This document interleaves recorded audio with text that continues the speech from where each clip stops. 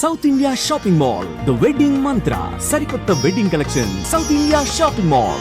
మీ dream ఏంటి మౌనిక గారు? అంటే ఇది చేస్తే అయిపోద్ది, ఐఎమ్ ఫుల్ఫిల్డ్ అని అనిపించే ఒక డ్రీమ్ ఏంటి? అంత డ్రీమ్ అంటే నాకున్న జాబ్లో ఐఎమ్ వెరీ హ్యాపీ అండి, సాటిస్ఫైడ్. ఇట్లానే వెళ్తూ ఉంటుంది నా లైఫ్. ఎప్పుడైనా నిజంగా స్క్రీన్ ఆపర్చునిటీ వస్తే నా ఫ్యామిలీకి కనుక అది నచ్చితే చెయ్యాలి. ఒక్కసారి కనిపించాలి, ఒక్కసారి నేను కూడా ఒక్క ఛాన్స్ లాగా ఖచ్చితంగా చెయ్యాలి. ఒకసారి కనిపించాలి, మా వాళ్ళందరూ చూసుకోవాలి, పలానా సినిమాలో ఉంది మౌనిక, చక్కటి క్యారెక్టర్ చేసింది అనిపించుకోవాలి. ఏంటి అప్పుడు చేసిన డ్యాన్స్ వీడియో రాలేదు కాబట్టి అంతేగా ఎంత కష్టపడి చేశాను, రోజు చూసేదాన్ని. ఎప్పుడైనా కనిపిస్తుందేమో, ఒక్కసారైనా నన్ను స్క్రీన్లో కనిపిస్తానేమో అని. అస్సలు చూసి నెల రోజులు చూసి ఫోన్ చేస్తే అమ్మ నువ్వు ఉండుంటే బాగుండు అన్నారు వాళ్ళు. అలా లేరు కాబట్టి ఒక్క దగ్గర ఏజ్ ఈజ్ జస్ట్ నెంబర్ కదా, టాలెంట్ ఉంటే ఏజ్ ఈజ్ జస్ట్ నెంబర్. షూరా? అంతే కదా, అగ్రీ విత్ దట్. అంతే కదా, ఎంతమంది లేరండి, అంతేనా? ఎంతమంది లేరు లేట్గా క్లిక్ అయిన వాళ్ళు. రవితేజ్ గారు చాలా సైడ్ క్యారెక్టర్స్ చేసి లేట్గా క్లిక్ అయ్యారు. కరెక్ట్, ఉంటారు, ఎందుకుంటారు. సో అట్లా లేట్గా అయినా సరే బ్లూమ్ అవ్వాల్సింది. బ్లూమ్ అవ్వాలి ఒకసారి ఒక్కసారి దిగితే అటు వెళ్ళిపోతామా ఏమో మరి, అది చూడాలి ఆ తర్వాత. అప్పుడు మీరు టీచింగ్కి ఎసరు పెట్టాలి. లేదు ఏది తీసుకున్నా 100% చెప్తున్నాను కదండి. చిన్నపిల్లలకి వచ్చేసరికి చెప్పే విధానం కూడా స్టోరీ వేలో ఉండాలి. చక్కటి హావభావాలు, నవ్వుతున్నా క్యాట్ వచ్చింది వెళ్ళింది చచ్చిపోయింది అయ్యో బాధపడింది, పిల్లికి రొట్టె మొక్క కనిపించింది, ఇంకా రకరకాల ఎక్స్ప్రెషన్స్ ఇస్తున్నా అంటే పిల్లాడు ఆలోచనలు ఎక్కడ ఉంటాయి, పలానా టాయ్ అక్కడ పెట్టొచ్చిన ఎవరైనా తీసేసుకున్నారేమో, మా నాన్న ఏదో కొనమన్నాను కొనలేదేమో, ఈ ఆలోచన నుంచి మేడం ఏదో చెప్తుంది, మేడం ఏదో చెప్తున్నారు అని వెంటనే ఇంట్రెస్ట్ వస్తుంది. వెంటనే సూర్యగ్రహణం చంద్రగ్రహణం లూనార్ ఎక్లిప్స్ అవి చెప్తూ ఉంటాము. ఒకళ్ళు పెడతాము, ఒక చక్కటి టార్చ్ వేస్తాము, ఒకరిని సూర్యుడిగా యాక్ట్ చేస్తాము.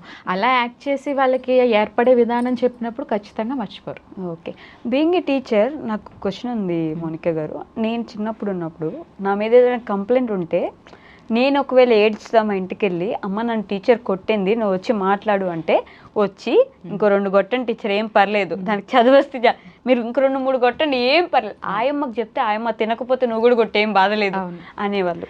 ఇప్పుడు టీచర్ మీద కంప్లైంట్ ఇస్తే ఇంటికి వెళ్ళి పేరెంట్స్ పిల్లల్ని తీసుకొచ్చి మా పాపకో బాబుకో మీరు సారీ చెప్పండి, మీరు ఎందుకన్నారు. ఈ విధానం రావడం వల్ల ఎంత డ్రాస్టిక్ చేంజ్ వస్తుంది, ఎంతవరకు పిల్లలు ఇబ్బంది పడతారు ఫ్యూచర్లో అనేది ఏం చెప్పగలరు మీరు? ఒక టీచర్ అంటే క్లాస్ స్టార్ట్ చేసేటప్పుడు చాలా విషయాలు చెప్పాలి పిల్లలకి రోజు అని మనం వెళ్తాం. సడన్గా ఇలా ఒక సిచ్యువేషన్ జరిగినప్పుడు ఆ టీచర్ చెప్పాలనుకున్న విషయం కూడా చెప్పలేరు. కరెక్ట్, చెప్పలేరు పిల్లలకి. ఆ రోజు అప్సెట్ అయిపోతుంది. రైట్, నేను ఏం చేయలేదు కదా, మామూలుగా హ్యూమన్ సైకాలజీ, మనం ఏం చేయలేదు కదా ఒక పేరెంట్గా అది ఆ సమస్య అంత కఠినమైందా కాదో ఒక్కసారి ఆలోచించి మీరు వచ్చారనుకోండి మా దగ్గరికి, ఆ పిల్లాడు మారుతాడు, మాలో ఒకవేళ తప్పు ఉంటే మేము మార్చుకుంటాం. రైట్, ఈ 2 జరుగుతాయి. అక్కడ అది లేదు, వాడేదో చెప్పాడు నేనేదో వచ్చి అడగాలి, నేను అడిగేస్తాం. ఆ టీచర్ మైండ్ సెట్ పాడవుతుంది, చెప్పాలనుకున్న టాపిక్ చెప్పలేడు, ఇబ్బంది పడతాడు. పిల్లాడు ఇంకా కొంచెం పొగరుగా మారుతాడు ఖచ్చితంగా. రేపొద్దున్న టీచర్నే అడిగారు మా డాడీ, టీచర్నే అడిగారు మా మమ్మీ అన్న ఆలోచన వస్తే ఖచ్చితంగా. అలా కాదు, ఒకసారి ఆలోచించండి, ఆ కంప్లైంట్లో నిజం ఉందా అబద్ధం ఉందా, వీడు కావాలని ఎస్కేప్ అవ్వడానికి అడుగుతున్నాడా. ఒక్కసారి కనుక మనం ఆలోచించుకుని టీచర్ దాకా వెళ్ళి టీచర్ ఇట్లా మాట్లాడుతున్నాడు మా వాడు ఏంటంటే అక్కడ సమస్య అక్కడ ఏంటి అన్నది తెలుస్తుంది. కరెక్ట్, నిజంగా వాళ్ళలో మార్పు ఉంది అనుకోండి, టీచర్ చెప్తారు ఇట్లా మార్పు వస్తుంది మీ బాబులో, మేము గమనిస్తున్నాం, మీరు గమనిస్తున్నారండి. అది మంచిగా అక్కడికక్కడ కట్ అవుతూ ఉంటాయి. ఆ ఏజ్లో కట్ అయిపోయినాయి అనుకోండి, పెద్దది కాక ఒక ఇంటర్మీడియట్ ఇంజనీరింగ్ ఆ స్టేజ్ వచ్చేదాకా కూడా అది పెరుగుతూ వెళ్ళిందంటే అది మంచి దారిలోకి వెళ్ళదు. కరెక్ట్, కానీ నిజంగా అంటే దొల్లిచి కొట్టేవాళ్ళు, నిజమే, దొల్లిచి కొడితే కానీ అంత చదువు, ఈ డిసిప్లైన్, పెద్దలంటే గౌరవం రాలేదు.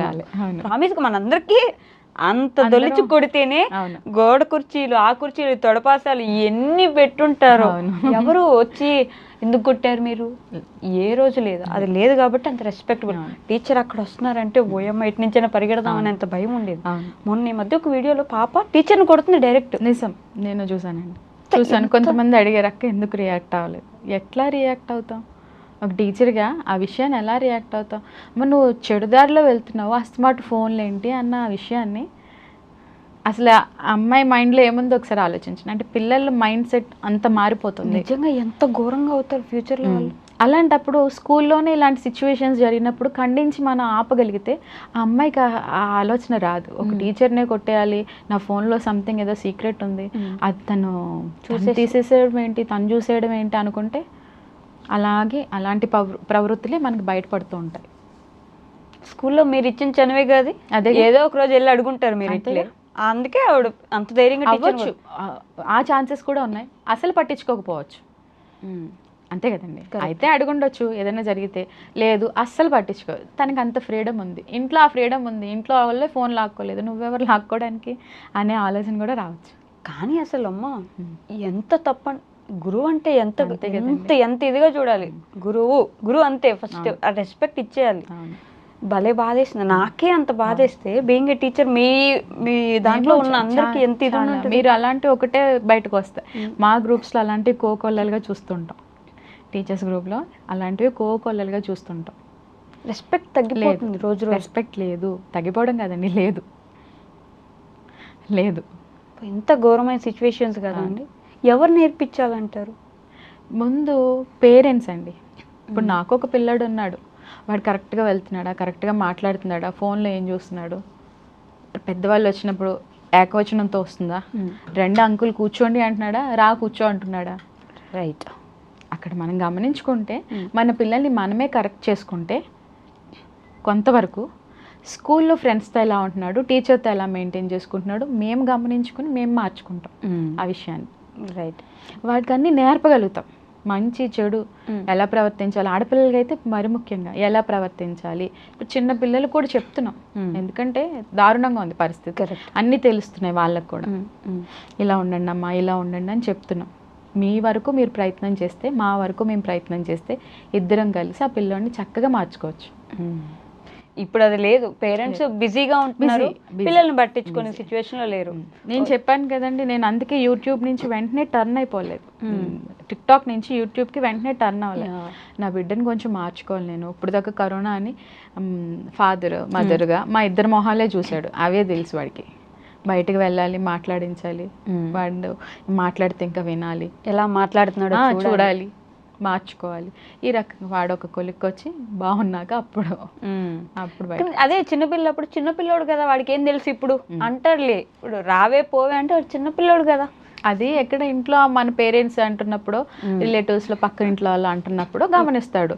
అది మంచిది కాదురా అని మనం అక్కడ ఖండించుకుంటే కరెక్ట్ వేలోకి వాడు వెళ్తాడు. ఓ వాళ్ళు అంటున్నారు కానీ మన ఇంట్లో అంటలేదుగా, ఆ అంకుల్ ఏదో అంటున్నాడు ఏవే పోవే అని, మన డాడీ మమ్మీ అలా మాట్లాడుకోవట్లేదు కదా అదే అని వెంటనే రెండిటికి కంపేర్ చేసుకోగలుగుతాడు. అంత నాలెడ్జ్ ఉంది. ఫోన్ ఆపరేట్ చేసి రకరకాల యాప్స్ వేస్తున్న పిల్లలకి అర్థం చేసుకునే నాలెడ్జ్ లేదంటే చేసుకోగలరు. నేర్పించాలి అంతే. ఏమో అసలు విద్యా వ్యవస్థ ఎట్టిపోతుందో, విద్యా వ్యవస్థలో ఉన్న టీచర్స్ని పిల్లలు ఎలా చూస్తున్నారనే విషయం భయానకంగా మారుతుంది రోజు రోజుకి. నాకు అడిగితే ఇంకా మీరే చూసుకోవాలి.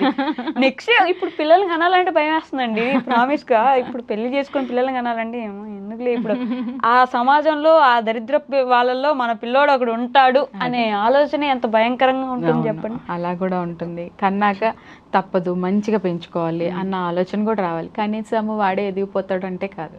ఎలా ఎదుగుతాడు? నువ్వు తిన్నావా బాబు, మంచిగా చదువుతున్నావా బాబు, ఏమైనా డౌట్స్ ఉన్నాయా బాబు అని నువ్వు అడగండి వాడు ఎలా మారుతాడు? తెలుసుకుంటూ ఉండాలి, అజగట్టుకుంటూ ఉండాలి. మెయిన్ వాళ్ళు ఏం చేస్తున్నారు అన్నది తెలుసుకుంటూ ఉండాలి. ఎంత దేనికి టైం ఇస్తున్నా అది ఇవ్వాలి. అందుకే చెప్పాను కదండి, ఫ్యామిలీ విషయాలు దీంట్లో నేను కలపను. ఛానల్ ఉంది చాలు, ఒక ఎంటర్టైన్మెంట్గా ఒక వీడియో వెళ్తుంది చాలు. నేను వెళ్తున్నాను, నేను పలానా ఊరు వెళ్తున్నాను, మా బాబు వస్తున్నాడు, వాడు అది అడిగాడు నేను కొనిచ్చాను, ఇవాళ ఇలాంటివి నేను చేయను కూడా. నా స్కూల్ అయిపోయాక ఆఫ్టర్ స్కూల్ టాలెంటెడ్గా ఒక వీడియో అంతే. అంతే చాలా. రోజుకో వీడియో పెడతారు అట్లా?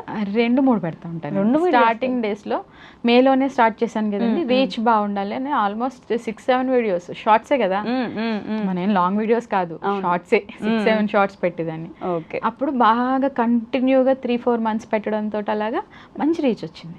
వెంటనే ఛానల్ మానిటైజేషన్ అయింది.